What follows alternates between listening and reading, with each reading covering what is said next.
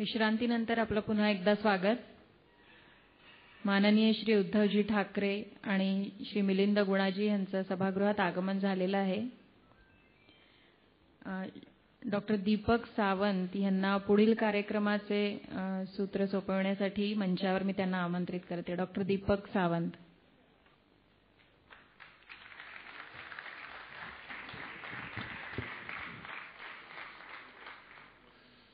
सर्वात प्रथम मी विनंती करीन की जे कोणी ऑडिटोरियममध्ये आहेत त्यांनी कृपया स्थानापन्न व्हावं.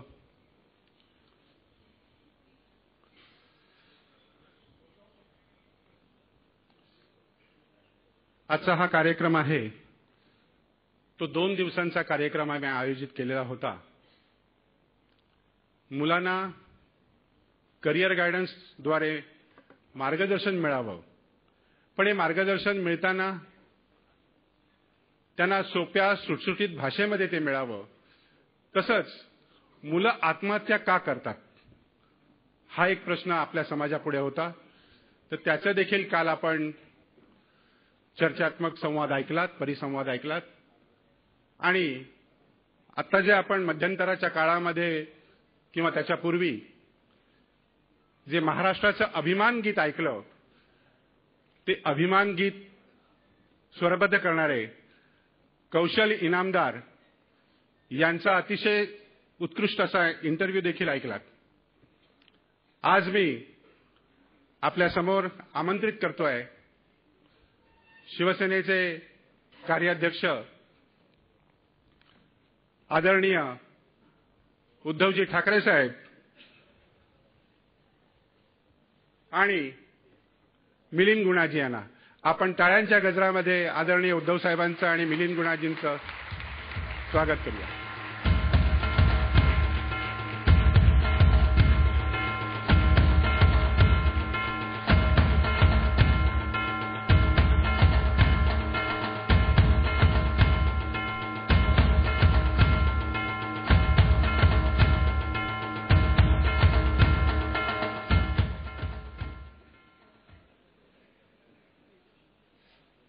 मी आपल्या सर्वांच्या वतीने आदरणीय उद्धव साहेबांना विनंती करीन की शिवाजी महाराजांच्या पुतळ्यामध्ये आपण पुष्प अर्पित करावीत. तसंच मिलिंद गुणाजी यांना देखील मी विनंती करीन.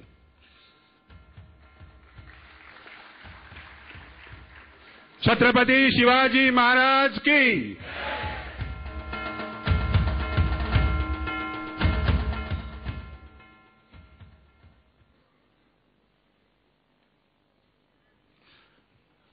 फोटोग्राफी ते राजकारण खरोखरच एक वेगळा विषय आहे.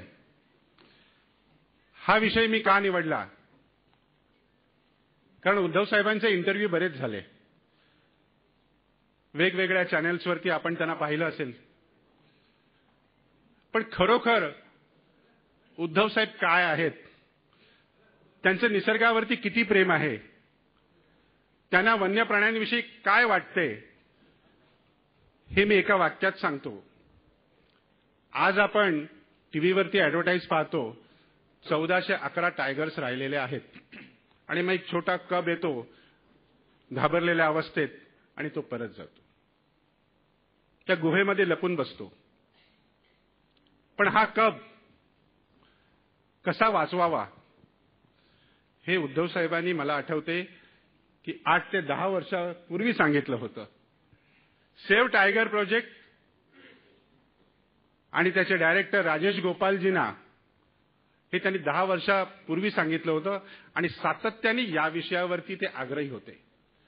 त्यांचा एकच संदेश होता की फॉरेस्ट गार्ड वाचला तर वाघ वाचेल. ही कल्पना देखील कोणाच्या मनात आली नाही, कारण वाघांचं संरक्षण करणारा जर फॉरेस्ट गार्ड जर असुरक्षित असेल तर तो वाघ कसा वाचवेल. त्यामुळे त्यांनी अनेक गोष्टी त्यांच्यासाठी केल्या, त्या आपण या इंटरव्ह्यूच्या माध्यमातून ऐकणार आहोत. हा एक विषय झाला. त्या फॉरेस्ट गार्ड विषयी त्यांना किती सहानुभूती आहे, किती ते आपलेपणाने त्यांना वागवतात, त्यांच्या सुखादुःखात किती समरस होतात हे देखील आपण आजच्या इंटरव्ह्यूमध्ये ऐकणार आहोत. इतकंच नाही, शेतकऱ्यांच्या आत्महत्या तर आपल्याला सर्वांनाच माहिती आहेत. प्रत्येकाच्या घरी जाऊन जवळजवळ माननीय उद्धव साहेबांनी त्यांना भेट दिली, त्यांचं सांत्वन केलं. पण हे सगळं करत असताना ते मेळघाटमधली आणि वाडामोखाडामधली कुपोषित बालकं देखील विसरले नाहीत. आदिवासी लोकांचा देखील त्यांना विसर पडला नाही. तर असे हे उद्धव साहेब यांची एक वेगळी ओळख या समाजाला मिळावी, आपल्या सर्वांना मिळावी म्हणून आजचा हा उपक्रम राबवला आहे, हा अट्टहास केलेला आहे आणि त्याला आदरणीय उद्धव साहेबांनी होकार दिला म्हणून मी सर्वात प्रथम त्यांचे आपल्या सर्वांच्या वतीने माझ्यातर्फे त्रिमितीतर्फे त्यांचे आभार मानतो. मग उद्धव साहेबांचा इंटरव्ह्यू घेणार कोण? तेवढ्याच ताकदीचा माणूस पाहिजे. कारण वाघाविषयी प्रश्न विचारणार म्हणजे वाघासारखा माणूस पाहिजे ज्यांनी 100 चित्रपट पूर्ण केले आहेत. आणि खरं म्हणजे हा इंटरव्ह्यू नाहीये, या आहेत 2 मित्रांमधल्या गप्पा. बरोबर आहे ना मिलिंदजी? एक्झॅक्टली. 2 मित्रांमधल्या गप्पा आहेत या. आणि खरोखरच मिलिंद गुणाजी यांच्याविषयी तुम्हाला ओळख करून द्यायला नको. डिस्कव्हरी ऑफ महाराष्ट्र आणि अनेक चित्रपटांमधून देवदासमधली भूमिका आपल्या लक्षात असेलच, अनेक सिरियल्समधनं आहेत. आणि हे असं व्यक्तिमत्व आज उद्धव साहेबांची प्रेमाने गप्पा मारणार आहेत, उद्धव साहेबांच्या संवेदना उलगडणार आहेत.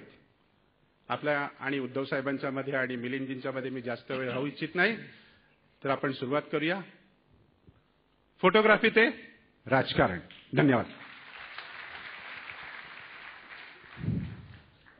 नमस्कार पार्लेकर मित्रांनो आणि मैत्रिणींनो. आज उद्धवजींचा इंटरव्ह्यू म्हणण्यापेक्षा आम्ही गप्पाच मारणार आहोत. आणि एक मित्र म्हणून फार वर्षांपासून मी उद्धवजींना ओळखतो. अतिशय अगदी साधं व्यक्तिमत्व. आम्ही म्हणजे बेसिकली मी जेंटलमन ज्याला म्हणतो असं जेंटलमन माणूस. हा माणूस राजकारणात कसा आला आम्हालाही कोडं होतं. उत्कृष्ट छायाचित्रकार आणि अत्यंत संवेदनशील माणूस. अशा अनेक रूपं त्यांची आम्ही अगदी जवळून पाहतोय. आणि मला आनंद होतोय की ती रूपं जास्ती तुमच्यासमोर उलगडून दाखवायला मला मजा वाटेल, आनंद वाटेल. आणि आमचे काही मित्र आलेत, जगदीश माळी, रामनाथकर वगैरे, रवी जसरा. या सगळ्यांच्या समोर आम्ही जे उद्धवजी बघितलेत ते तुमच्यासमोर होईल तेवढं आम्ही उलगडून दाखवण्याचा प्रयत्न करणार आहे. अर्थात त्याच्यात छायाचित्रापासून ते राजकारणापर्यंत विषय आहे. माझा कल जास्ती छायाचित्र आणि पर्सनल ॲस्पेक्ट्सवर राहील. कारण मी जास्ती कुतूहल दाखवलं राजकारणाच्या बाबतीत तर मला खात्री आहे की उद्धवजी कुठे थांबवायचं ते स्वतःच थांबवतील मला. पण मी प्रश्न विचारणार आहे. तर उद्धव, तू जे स्कूल ऑफ आर्ट्समध्ये शिकलास, पण मग तू कमर्शियल फोटोग्राफी का नाही केलीस? म्हणजे हा व्यवसाय म्हणून का नाही स्वीकारलास? मिलिंद, तू सुरुवात केलेली आहेस आणि थोडक्यात सांगितलं की तू माझ्या फोटोग्राफीबद्दल जास्त विचारशील, राजकारणाबद्दल कमी. मला हरकत नाही, पण राजकारणाबद्दल जर का तू जास्त रस दाखवलास तर उद्या तुझ्या नावानेच बातम्या येतील. मिलिंद गुणाजी यांचा राजकारणात प्रवेश, म्हणूनच मी घाबरलोय. आणि मग एकदा प्रवेश केला का वेश बदलावं लागेल. मला पण तू टाळलास प्रश्न. म्हणजे तू सांगितलं थांबलो आता बोल. ओके. हा, काय विचारलं होतं? की तू जे स्कूल ऑफ आर्ट्समध्ये शिकून नंतर कमर्शियल आर्टिस्ट म्हणून पुढे व्यावसायिकरित्या काम नाही का केलंस? मुळामध्ये मी असं मानतो की आमचं घराणं हे कलाकार. स्वतः शिवसेना प्रमुख, एक उत्कृष्ट व्यंगचित्रकार आणि त्यांचाच मी मुलगा. मी शाळेमध्ये असतानाच ठरवलं होतं की मला जे स्कूल ऑफ आर्ट्समध्ये जायचंय. तिकडे 5 वर्षाचा कोर्स पूर्ण केला अप्लाइड आर्टचा, जाहिरातीचा. आणि त्याच्यानंतर काही काळ मी जाहिरातीचं काम सुद्धा केलं. झालं असं की तो जो संपूर्ण काळ होता, 80-85 सालातला तो काळ होता, शिवसेना प्रमुख हे संपूर्णपणे संघर्ष आणि शिवसेना हे नातं मला वाटतं अतूटच आहे. आणि तेव्हा हा संघर्ष चालू असताना मार्मिक व्यंगचित्र साप्ताहिक हे प्रकाशन दर आठवड्याला आजही होतं आणि मुख्यतः शिवसेनेवरती जे आरोप केले जायचे त्यांना उत्तर बाळासाहेब त्या मार्मिकमध्ये द्यायचे. आठवड्यातनं एकदा हे प्रकाशित होणार, म्हणजे दर गुरुवारी प्रकाशित होतंय. एकदा गुरुवारी गेल्या आठवड्यातल्या आरोपांचा फडशा पाडल्यानंतर पुन्हा शुक्रवारी नवीन आरोप आहेत. मग त्याचा फडशा पाडायला दैनिकाची गरज लागली आणि मग दैनिकाची जबाबदारी मी घेतली. ती दैनिकाची जबाबदारी घेतल्यानंतर हे जाहिरात सगळं बाजूला पडलं आणि मग ते जाहिरातीचं माझं एजन्सी होती चौरंग, ती बंद करून मी सामन्याच्या ऑफिसमध्ये बसायला लागलो. बरोबर. आता जे स्कूलमधले किंवा उद्धवजींचे एक सिनियर त्यांचं आपण मुलाखत बघू. ते उद्धवजींबद्दल काय बोलतायत. काकूबाई नाव आहे त्यांचं.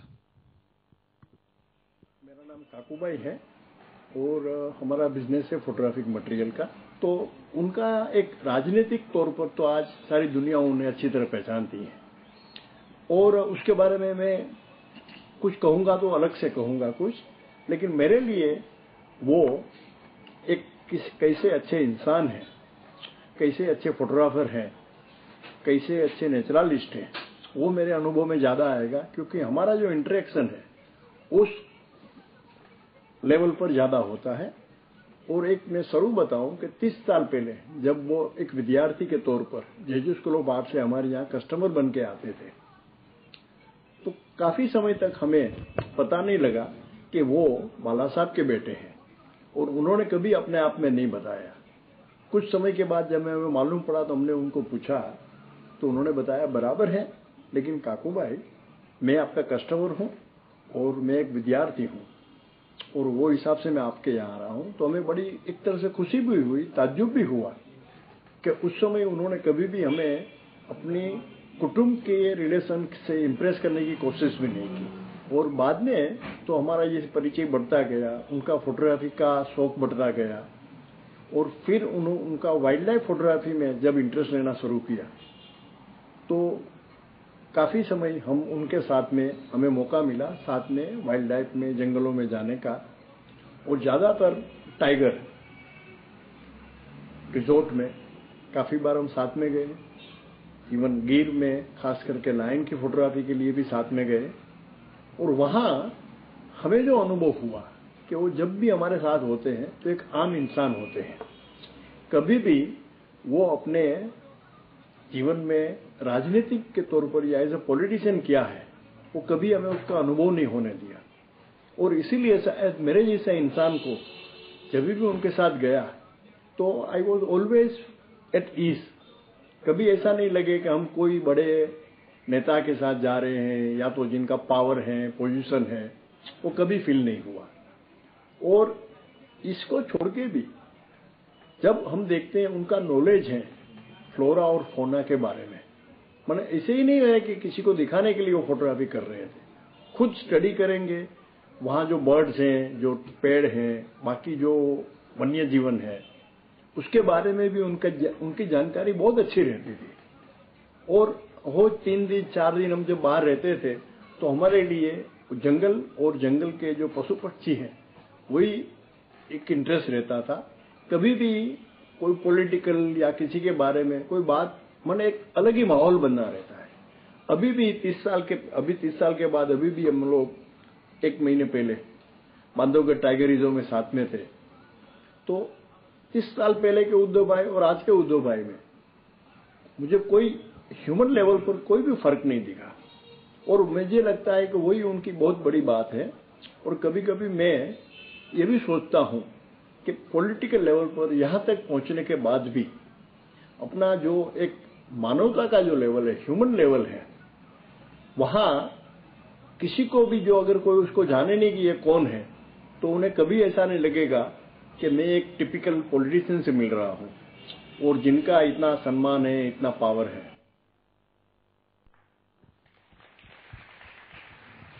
अगदी खरी गोष्ट आहे आणि मी पर्सनली अगदी वर्षानुवर्ष उद्धवजींना ओळखतोय. मी उद्धव खरंच तुला विचारू इच्छितो, हा साधेपणा तुझ्यात कुठून आला? म्हणजे हा जो नम्रपणा आहे, साधेपणा आणि ॲब्सोल्यूट जेंटलमन ज्याला म्हणतात असं तुझं व्यक्तिमत्व आहे आणि एवढी पॉवर सगळी असताना पण तू, मी बघितलंय स्वतःच्या डोळ्यात की घरी आलेल्या माणसाला तू दारापर्यंत सोडायला जातोस. म्हणजे हे सगळं आणि इव्हन असं बऱ्याच वेळा बघितलं अत्यंत संयम, राग तुला आलेला मी फार क्वचित बघितलाय. रश्मी वहिनीने बघितलं असेल तर माहित नाही, पण मी तरी फार रेअरली बघितलेलं आहे. त्यामुळे असं हे कुठनं आले सगळे गुण? मुलामध्ये आई वडिलांचे गुण येतात आणि मला असं वाटतं की हा संस्कार माझ्या माचा आहे.